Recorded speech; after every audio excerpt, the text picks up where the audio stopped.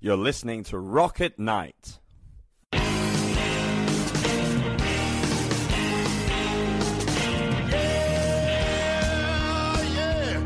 Are you ready? Hey, tonight I'm gonna take you on a little trip. We're going down south by the mighty Mississippi.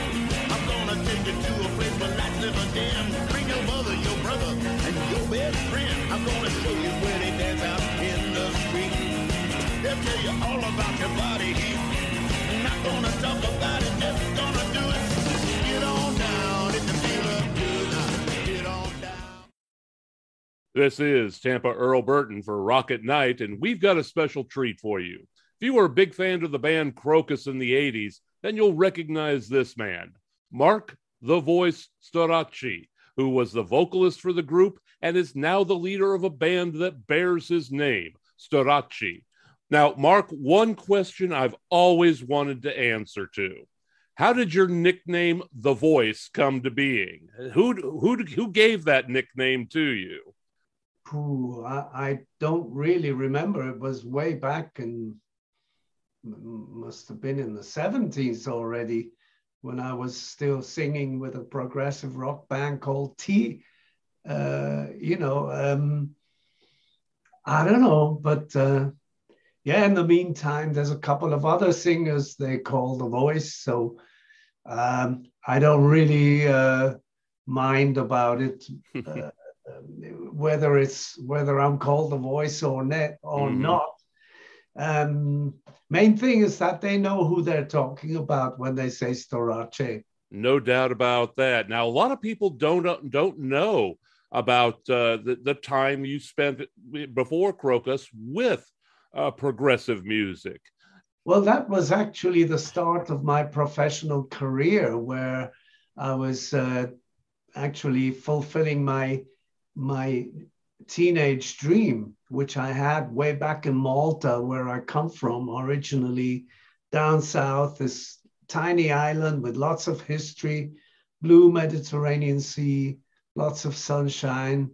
And we played loads and loads of gigs, especially throughout the long summers. And then I reached a point when I wanted to get out and do the real thing, and went to London. And after a year there, I met this Swiss girl, and she kind of, guided me to Switzerland, where I met the first band. Nothing worked out with the first band, and then I joined TEA.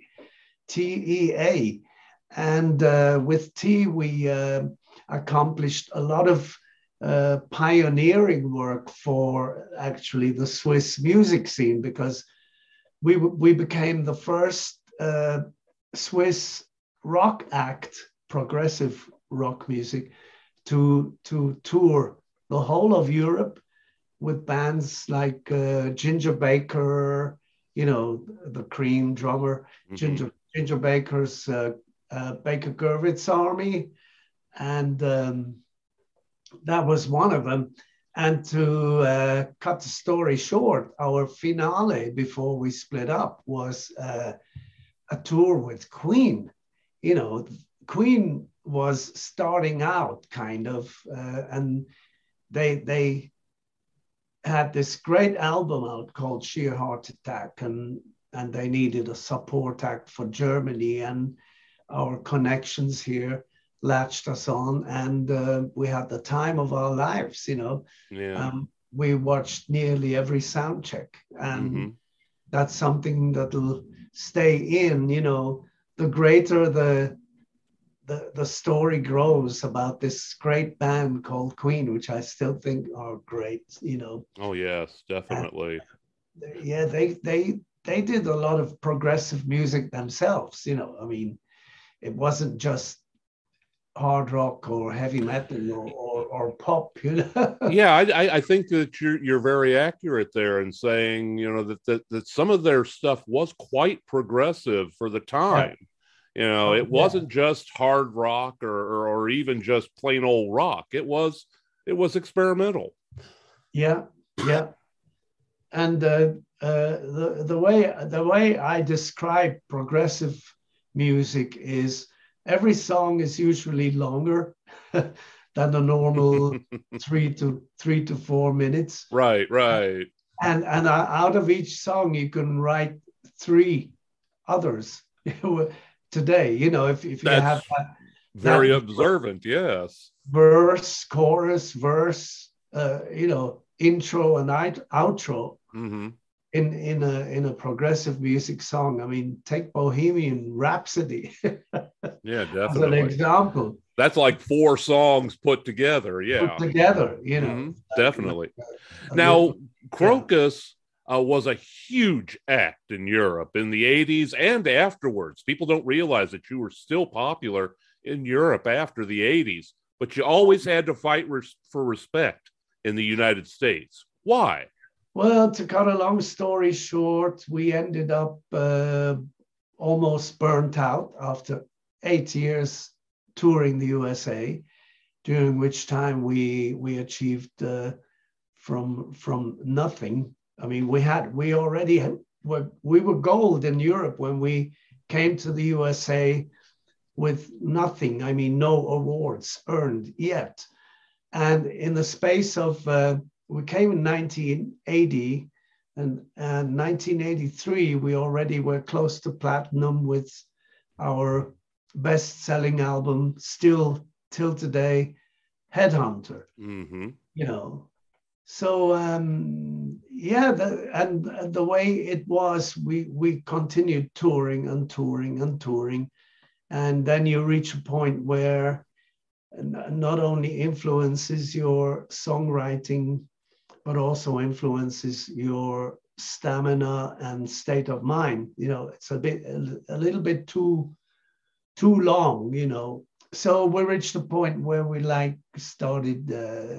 You know, fighting and stuff, and fights against the management, and blaming everything on everyone else, and grunge came in and knocked us on the head, kind of. And so we said, well, it's time for a hiatus, you know, so let's take a break, you know. And actually for me, it wasn't take a break. It was like, bye guys, and it was nice, and that's it.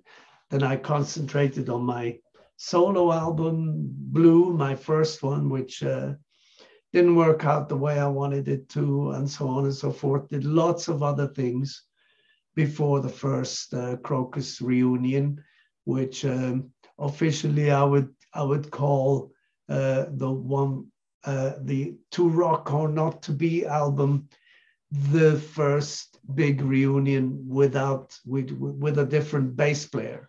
Mm-hmm. You know, and then we went gold again. And we had a sold out tour here, and we took another break because the rest of Europe wasn't ready for us. So it seemed like we were isolated in little Switzerland in the middle of Europe, and we couldn't get out, you know, because to get out you need huge budgets, and the budgets by that time started to decrease. Today they're non-existent, you know. I mean, I had to reach into my own pocket to record this album, you know, so there's no tour support or anything. And that's why I'm not going to be able to make it to the States this autumn like I was hoping for, you know. Yeah.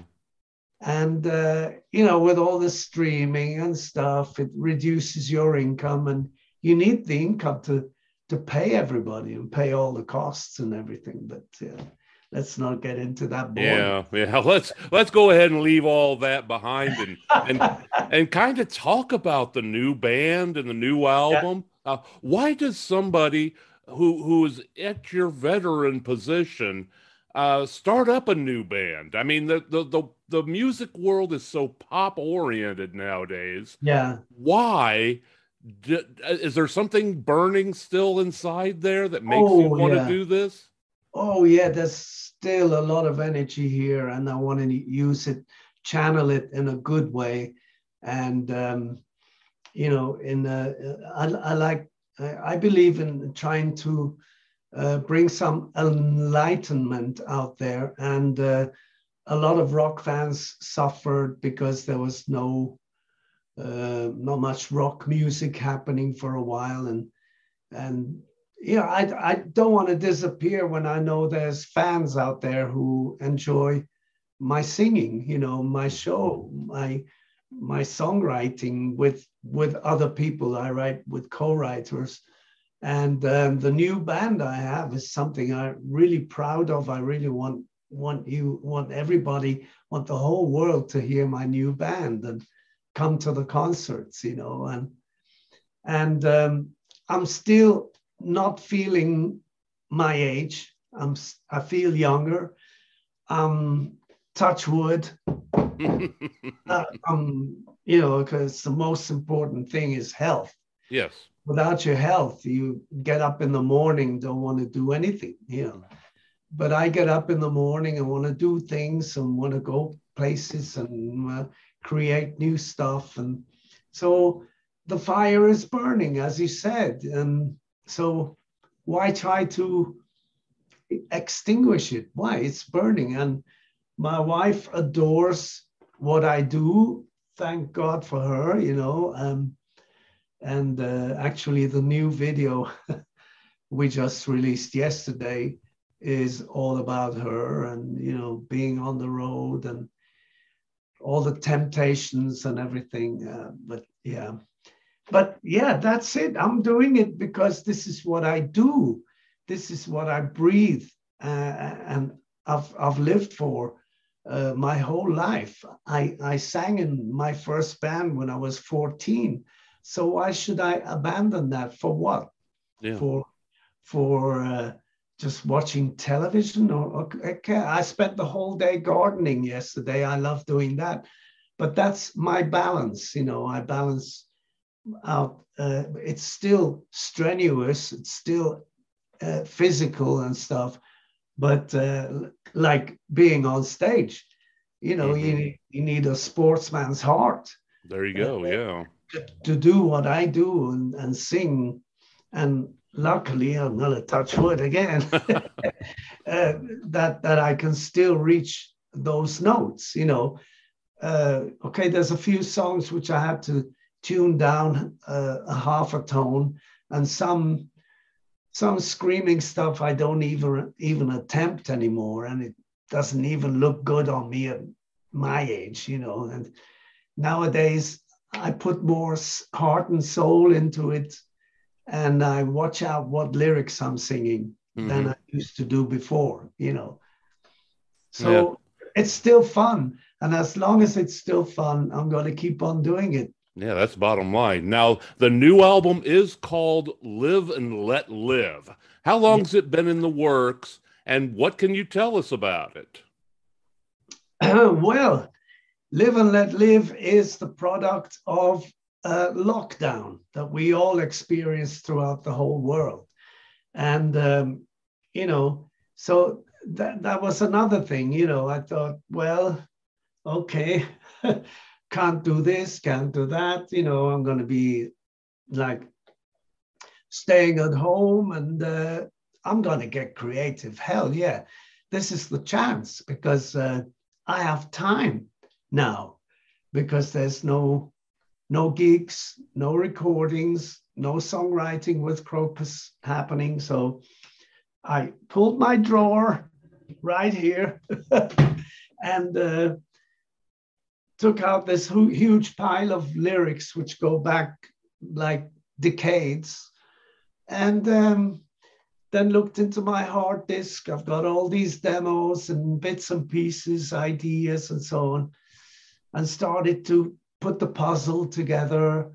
And there's a couple of new friends I had who I could co-songwrite with, guitar players especially. And the first song, Live and Let Live, was actually written over 20 years ago during the days of Saddam Hussein. It was inspired by the genocide that was going on and stuff. And I mean, it's a title, Live and Let Live, that you can use for loads of things, loads of movements today, So it really made sense to call the album Live and Let Live and use the song that I wrote with Charlie Preissel um, ages ago. And in fact, I didn't have my band, my live band ready yet. So I took Charlie with me on the first video of Live and Let Live. And he's there playing away, you know. So it just all somehow fit in naturally, you know, without any pushing, no record company telling me what to do. And my old friend, it's actually the guy, one of the guys I know the longest in Switzerland. His name's Rolly Egli. He's ex-drummer of T, and he's been managing me for almost 15 years now, I would say, or even longer. He does stuff for Crocus as well. So it was here. And then there's this other guy. He was my first manager ever. And he's situated in Denver, Colorado. He's a Swiss guy. And he managed T, you know. So there's the T connection, like old friendships, and there's a lot of trust, you know, which I needed, you know, after my experiences in the 80s, you know, which destroyed a lot of good things, like trust was one of them. And you know, so the fire is just like burning like hell right now in a positive way. Definitely. Now, the thing that impressed me so much with Live and Let Live, the CD, the musicianship is outstanding and it's tight. I mean, you have got yourself a real gem of a band. Tell us about some of the members. Okay. Now, the first, I'm running with my second band now, because the first band on the album are all studio musicians. Okay. You know, because of lockdown, it was hard to get people together and stuff. And we were wearing masks most of the time. And but two of these guys I met during this production in Gran Canaria, and they owned this studio, Power Play Studios, which is one of the best in Europe. And they asked me afterwards, they said, what you gonna do when Crocus packs up? I said, well, probably a solo album. And they said, well, we're interested if you want to work with us and try and write some songs. So I kept that in mind. And then there was all this stuff from Charlie Preissel, you know, from 25 years back. And this new guy, you know, from Newcastle, Adrian Fisher, with whom I wrote some good stuff over the internet. You know, you can do that nowadays. Excuse me while I take a boogaloo. Everybody needs a little wine break. You know, I can sing for hours, but I can't talk too long. I start to get, it's my vocal cords are pitched for for actually being used, for power. Yes. Yeah. They need to get the pummeling.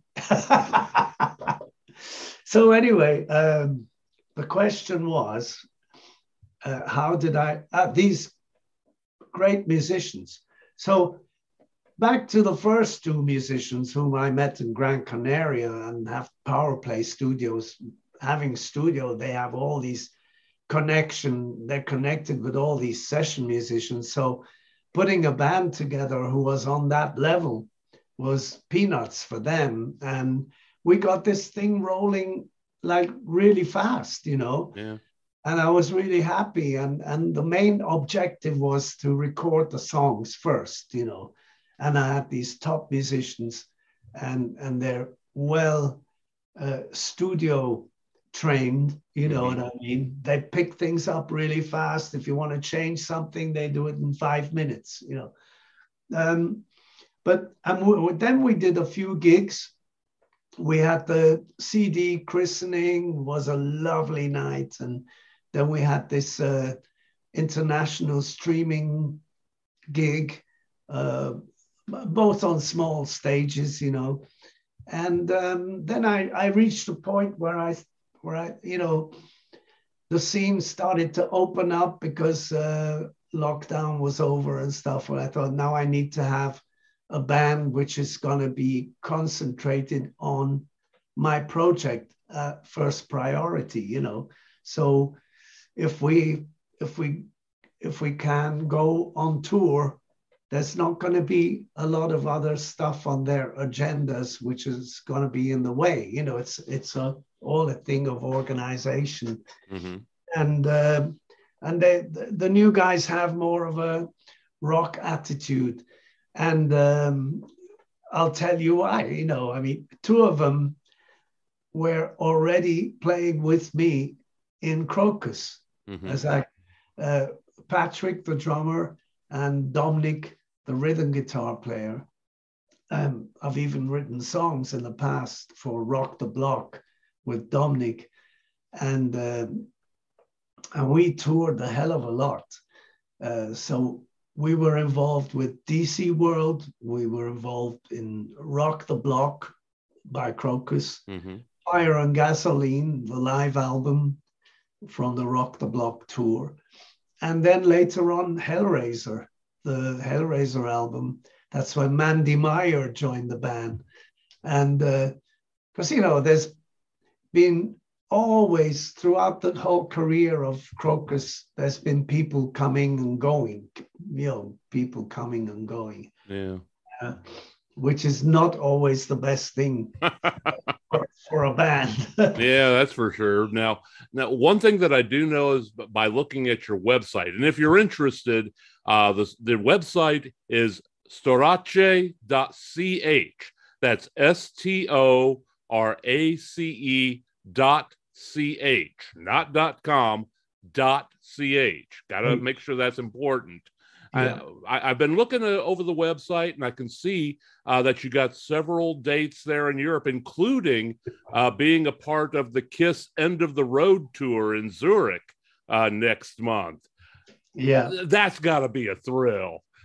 You say no more. Holy moly. It's like, I mean, we toured with Chris, with KISS.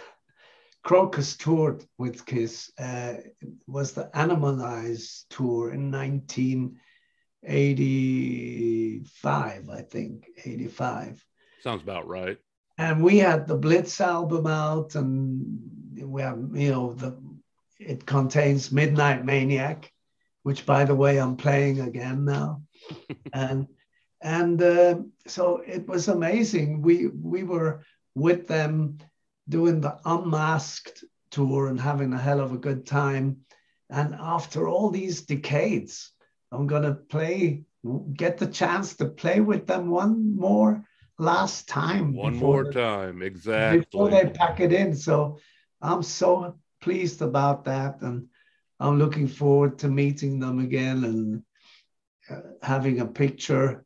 Yeah. The last memento. But you can look it up on the website, storace.ch.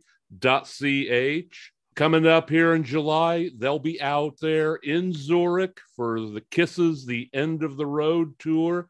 That is Storace. The new CD is called Live and Let Live, an outstanding album. Head over to storace.ch. To be able to pick up a physical copy, or you can even get the digital if you want. Thank you, Marc, for taking some of your precious time out of your schedule and talking to us about your history and the new effort, Storace. Thank you, Earl. It's been a pleasure talking to you, and everybody out there, rock on. You're listening to Rock at Night. The introductory song, Get On Down, is from blues artist Billy Bass Alford. Look for his music at ReverbNation.com.